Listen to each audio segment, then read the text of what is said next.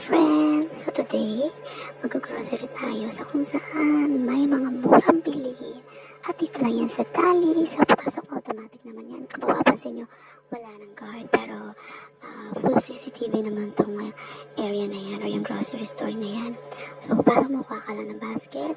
Sa coffee, yung coffee section nila, 5 pesos each lang yan. Yan. May mga sikat din sila na brand like yung Great Taste, Healthy Cow, 7.75 lang. Ayan. And then may katabi din siya dyan na Bear Brand. May mga sikat din naman na brand, yung mga kilala. No, yan. May Milo din. Andyan yung price nila. Yan sa baba. Then yung Choco Crunch nila for 25 lang isa. So para siyang Coco Crunch. So nagustuhan naman siya ng pamangkin ko. Ayan, may mga choco milk drinks or choco drinks.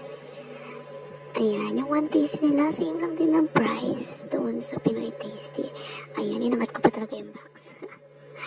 Ayan, at pinaka nagustuhan ko sa lahat itong donut, yung choco spread nila, na medyo kalasa ng Formiha, ng Nutella, at saka Goya spread. Yun.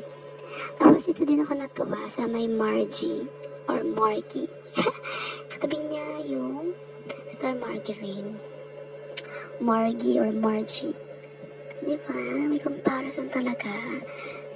23 din. Yung Star Margarine na tinuturo ko is 30.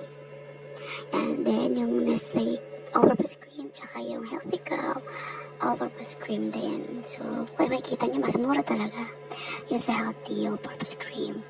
And then, gano'n din, kung may all-purpose cream, meron din silang Healthy Cow condensed milk. Katabi nun is yung sa Alaska. Ayan, meron din sila mga dilata dito, tsaka yung mga egg trays. Ayan. And then yung Gulaman King. Ayan, may mga canned goods din sila dyan. Ayan, yung mga price. May San Marino. Then ito naman, yung dishwashing nila guys, 1 liter na yan. 28 pesos lang. May lemon at saka yung calamansi flavor. Pero, natry na kasi namin yung calamansi. Kaya naman yung kinuha. Then yung Cake Rocks. Yan siya. Yung detergent nila, 450. Isa. Ayan, yung mga sabon. May Downy din, may Surf. Ayan, then dito naman, sa frozen goods nila, 155 lang yung nabili namin. Isang buong manok na siya.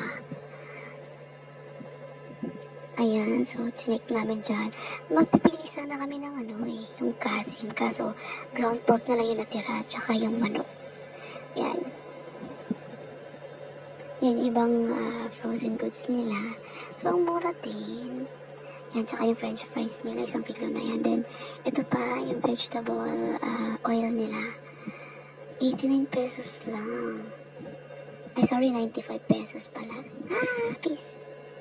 Yung french fries nila ang laki. Tapos yan, yung ice cream.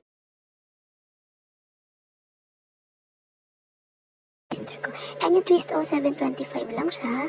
Katabi niya yung Zesto Peak.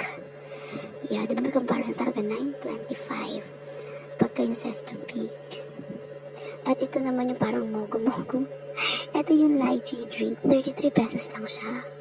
Yan. Yan din yung isang sa kinukuha. Ito naman yung mga products na napicturean ko din. Check nyo na lang.